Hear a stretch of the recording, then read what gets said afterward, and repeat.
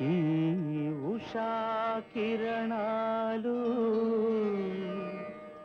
తిమిర సంహరణాలు చైతన్య దీపాలు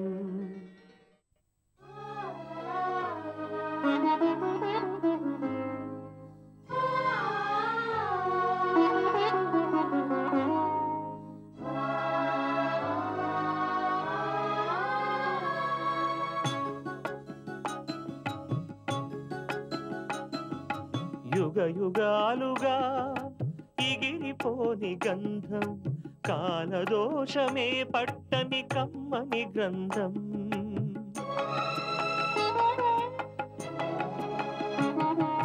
యుగ యుగాలుగా ఇగిరిపోని గంధం కాలదోషమే పట్టని కమ్మని గ్రంథం బదులే కోరని పవిత్ర బంధం ఇది అన్నా చెల్లెళ్ళ అనుబంధం అనుబంధం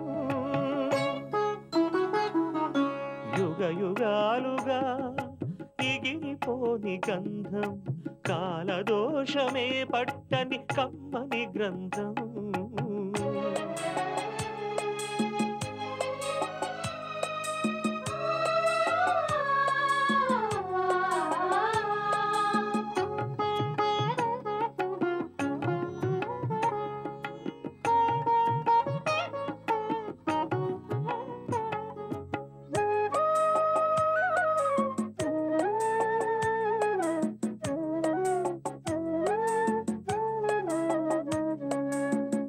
అంబలితానై కంబళితానై పెంచేటి అన్నా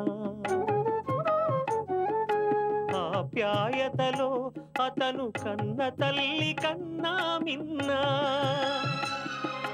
హృదయమే ప్రమిదగా అనురాగపు సమిధగా హృదయమే ప్రమిదగా అనురాగపు సమిధగా వెలిగించెను చెల్లి రూపం తన కంటి దీపం యుగ యుగాలుగా ఎగిరిపోని గంధం కాలదోషమే పట్టని కమ్మని గ్రంథం బదులే కోరని పవిత్ర బంధం ఇది అన్నా చెల్లెళ్ళ అనుబంధం అనుబంధం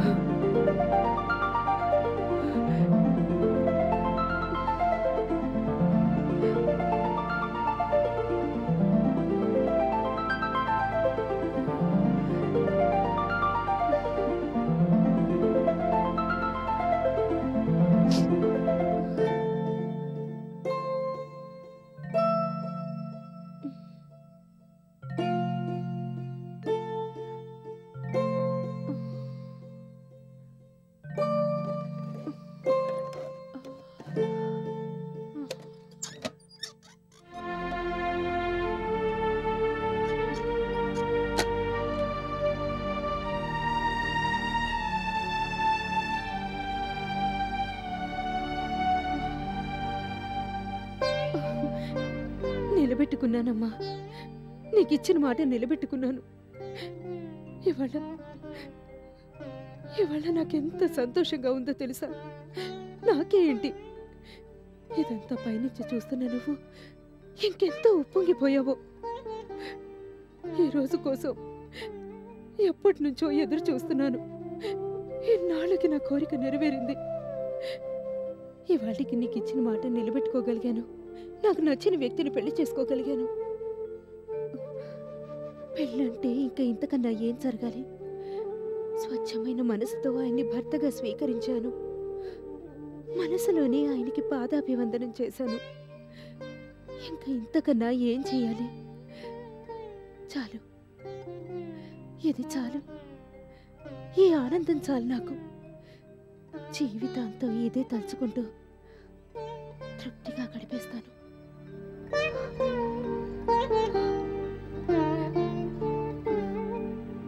నాకు ఈ అదృష్టం రాసిపెట్టిందని అనుకోలేదు.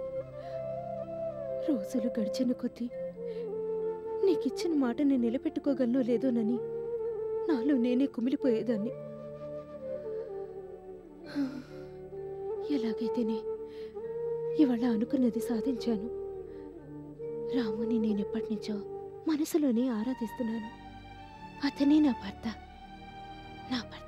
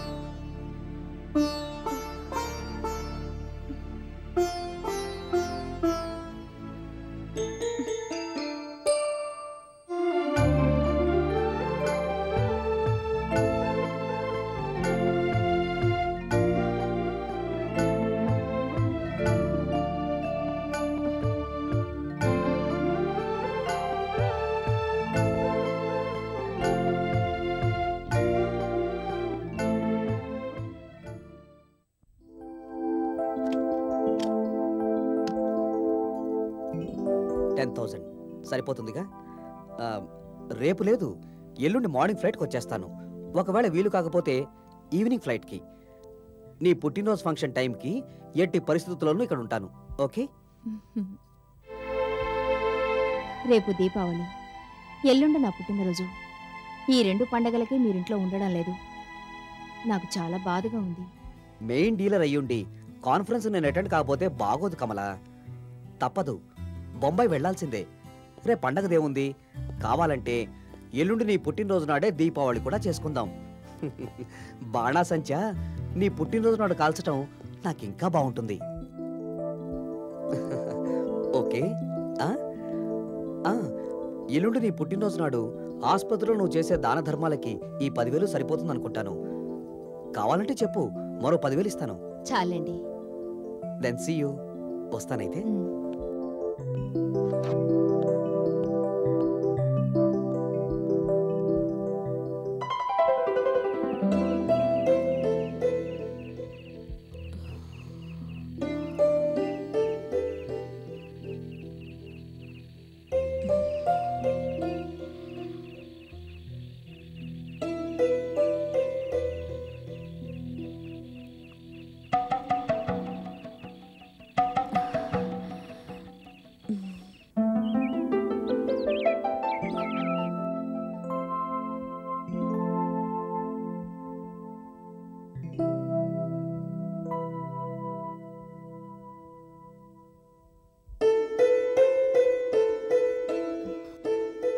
అమ్మగారు,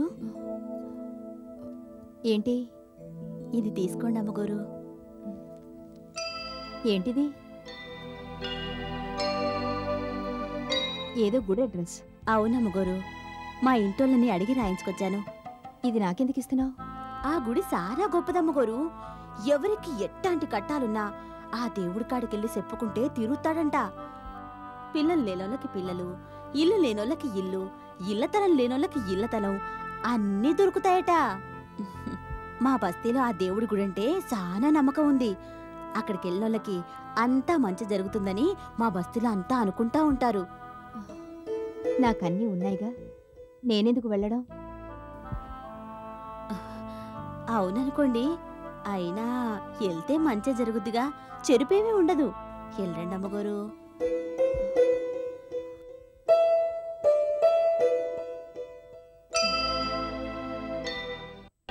సరే, నీ మాట ఎందుకు కదనాలి, వెళ్తానులే. తప్పకుండా వెళ్ళండి అమ్మగారు. మీ మనసులో ఏటున్నా అడగండి. దేవుడి కాడ మొహమాట పడకూడదు కదా. మీరేటి కోరుకున్నా తప్పకుండా ఇస్తాడు. మీకే బాధలున్నా అన్నింటినీ తీర్చేస్తాడు. నాకు ఆ నమ్మకం ఉంది.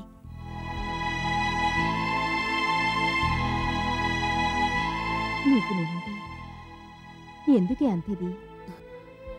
మీలాంటి మంచి మనసున్న వాళ్ళకి ఏ కట్టం వచ్చినా ఎవ్వరూ చూడలేరమ్మా. అందుకే ఈ సిటీ మీకు ఇస్తున్నాను. మీరు అడిగితే ఎలాగూ చెప్పరు, కానీ మీ మనసులో ఏటుందో నాకంతా తెలుసు. ఈ గుడికెళ్తే మీకంతా మేలే జరుగుద్ది. అందుకే మా ఇంటి వాళ్ళని అడిగి ఈ పేరు అడ్రస్సు రాసుకొచ్చాను. తప్పకుండా వెళ్ళండమ్మా. అలాగే, నీకోసమైనా వెళ్తాను. చాలా సంతోషం అమ్మా. మళ్ళీ ఆ పని ఈ పని అంటూ ఆలస్యం చేయమాకండి. త్వరగా వెళ్ళండి. ఏ ప్రస్తుతం ఆఫీసు పనులతో చాలా బిజీగా ఉన్నాను. క్షణం తీరిక ఉండటం లేదు. ఇప్పుడు కూడా వాటి గురించి ఆలోచిస్తున్నాను. వీలైనప్పుడు తప్పకుండా వెళ్తానులే. అట్టగే అమ్మగారు, మీకు వీలైనప్పుడే వెళ్ళండి. కానీ వెళ్ళడం మాత్రం మర్చిపోకండి. వద్దానమ్మగారు, చాలా పనుంది.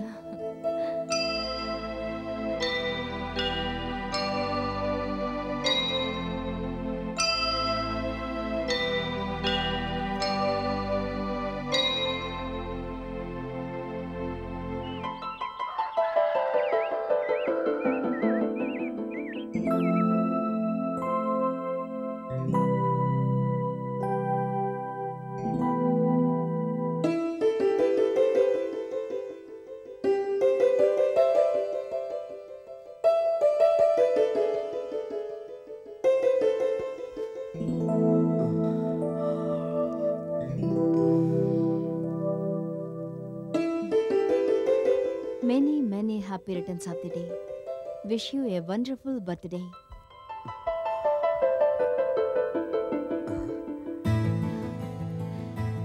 ఈవేళ కూడా ఇంత లేటుగా నిద్రలేస్తే ఎలా? ఎన్ని పనులుంటాయి ఈవేళ. తలస్నానం చేయాలి, కొత్త బట్టలు వేసుకోవాలి, స్వీట్స్ తినాలి. ఆ తర్వాత ముందుగా ఇది తీసుకోండి.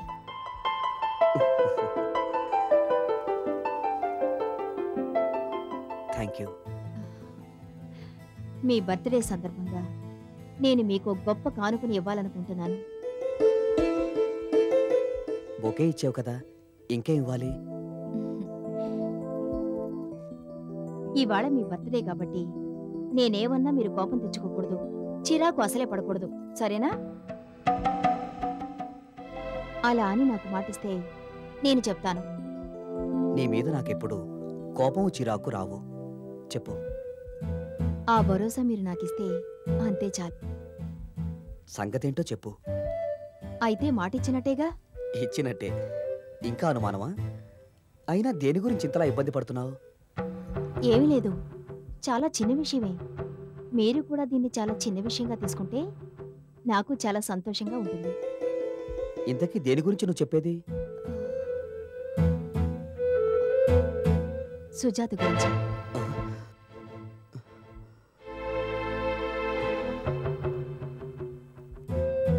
అదిగో అదిగో అప్పుడే మూడు మారిపోతుంది. ప్లీజ్, ఈవేళ నేను చెప్పేది పూర్తిగా వినాలి. ప్రశాంతంగా వింటానని నాకు మాట ఇచ్చారు కూడా.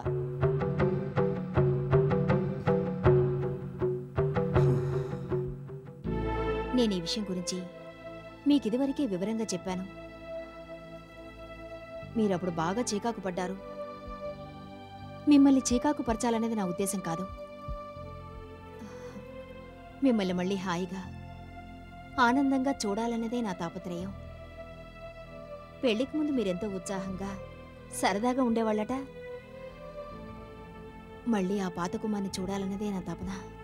అంతే, అంతకుమించి ఇంకేమీ లేదు.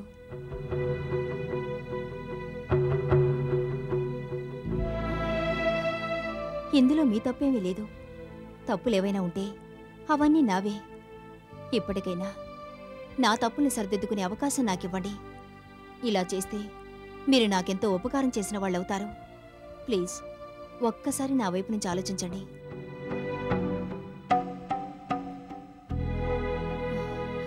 నేను సుజాతను కలిశాను. ఆవిడ అమ్మగారితో కూడా మాట్లాడాను. సుజాత ఇప్పుడు నాకు మంచి ఫ్రెండ్. ఇద్దరం చాలా ఫ్రీగా మాట్లాడుకుంటాం. మొదట్లో నాతో ఫ్రెండ్లీగా ఉండడానికి సుజాత ఇబ్బంది ఫీల్ అయ్యేది. ఆ తర్వాత నన్ను పూర్తిగా అర్థం చేసుకొని నాతో బాగా ఫ్రెండ్లీగా ఉండడం మొదలుపెట్టింది. యూనో, మీ సెలక్షన్ చాలా గొప్పది. నిజంగా చాలా ఉన్నతమైన వ్యక్తిత్వం, చాలా మంచి మనసు, చాలా ఆత్మాభిమానం ఉన్న మనిషి కూడా. ఆవిడ గురించి నేను చాలా తెలుసుకున్నాను. మీరు కరెక్ట్ మనిషినే ఎన్నుకున్నారని నాకు అనిపించింది. నేనింతకు ముందే ఈ విషయం గురించి మీకు చెప్పాను. నా కారణంగా మీ జీవితం ప్రశ్నార్థకంగా మిగిలిపోకూడదు. మీ ఆశలు, ఆనందాలు ఆవిరైపోకూడదు. ఏ రకంగా ఆలోచించినా నేను తీసుకున్న నిర్ణయం సబబైనదే. మీ ఇద్దరి మధ్య నేనుండడం మంచిది కాదు. అన్నీ బాగా ఆలోచించే నిర్ణయం తీసుకున్నాను. కమలా, నేను ఈ విషయంలో ఎవరేం చెప్పినా వినదలుచుకోలేదు. ఒకవేళ మీరు ఈ పెళ్లి ఒప్పుకోకపోయినా నేను తప్పుకోవడం మాత్రం ఖాయం. అవును, నేనెలాగో ఇక్కడి నుంచి వెళ్ళిపోతాను. మీరు సుజాతను పెళ్లి చేసుకున్నా చేసుకోకపోయినా నేను మాత్రం ఇక్కడ ఉండను. కాబట్టి కొంచెంసేపు ప్రశాంతంగా ఆలోచించండి. మీరు ఈ పెళ్లికి ఒప్పుకుంటే మీ తరపున నేనే సుజాతతోనూ వాళ్ళ అమ్మగారితోనూ మాట్లాడతాను. ఈ పెళ్లికి వాళ్ళు ఒప్పుకునేలా నేను చేస్తాను. ఆ బాధ్యత నాది. అవును, నా మీద నాకు ఆ నమ్మకం ఉంది. నాకు ఈ అవకాశం ఇవ్వండి. నేను ఇంతకుముందే చెప్పాను కదా, ఇదేమీ త్యాగం కాదు, కేవలం నా తప్పును నేను సరిదిద్దుకోవడం మాత్రమే. మీరు ఈ పెళ్లికి ఒప్పుకోకముందే నేను సుజాతతో మాట్లాడడం మంచిది కాదనిపించింది. అందుకే ఈ విషయం గురించి ఆమె దగ్గర ఇంకా ప్రస్తావించలేదు. మీరు అంగీకరిస్తే వెంటనే విషయాన్ని తనతో మాట్లాడతాను. ఒప్పుకుంటుందన్న నమ్మకం కూడా నాకుంది. She is a very nice person. ఇదేంటి, సుజాత గురించి మీకు చెప్తున్నాను? నాకన్నా మీకే బాగా తెలుసు కదా. మీరు అంటే నేను ఇవాళ సాయంకాలమే సుజాతతో మాట్లాడి ఈ పెళ్లి కొప్పిస్తాను. ఇదే నేను మీకు ఇవ్వాలనుకుంటున్నా బర్త్డే గిఫ్ట్. అది కాదు కమలా, అసలు నువ్వేం మాట్లాడుతున్నావు నీకు తెలుసా? ప్లీజ్, అన్నీ ఆలోచించే నేను ఈ నిర్ణయానికి వచ్చాను అన్నాను కదా. ఈ విషయంలో ఇంకా చాదస్తాలకు పోకూడదు. Let us all be clear in our minds. మనసులో ఒకటి ఉంచుకొని పైకి వేరేగా మెలగడం ఎప్పటికైనా మనం మానుకుందాం. నిజాన్ని నిర్భయంగా ఫేస్ చేద్దాం. అయినా ఇదేమీ నేరమో ఘోరమో కాదు. మీరే ఆలోచించండి. ఈ పెళ్లి చేసుకుంటే మీరెంత సంతోషంగా ఆనందంగా ఉంటారో మీకు తెలీదా? ఎందుకు ఈ ముసుగులో గుద్దులాట? మనసుకు నచ్చిన వ్యక్తిని ఎదురుగా పెట్టుకుని ఈ నరకయాత్ర మీరెందుకు అనుభవించాలి? ధైర్యంగా పెళ్లి చేసుకుంటే ఈ లోకం కాదంటుందా? ఇందులో ఏం తప్పుందని? ఇలా చాలామంది చేస్తున్నారు. పైగా నేను మనస్ఫూర్తిగా దీనికి ఒప్పుకుంటున్నాను. అలా అని స్పష్టం చేస్తూ విడాకుల పత్రంపైన సంతకం చేస్తాను. ఇక ఎవరికి మాత్రం ఏ అభ్యంతరం ఉంటుంది? కమలా, నేనే నిర్ణయం ఎప్పుడో తీసుకున్నాను. 600 నా నిర్ణయం మారదు. ఇందాకే చెప్పాను కదా, ఒకవేళ మీరు సుజాతను పెళ్లి చేసుకోవడానికి ఒప్పుకోకపోయినా సరే నేను విడాకులివ్వడం మాత్రం తప్పకుండా జరుగుతుంది.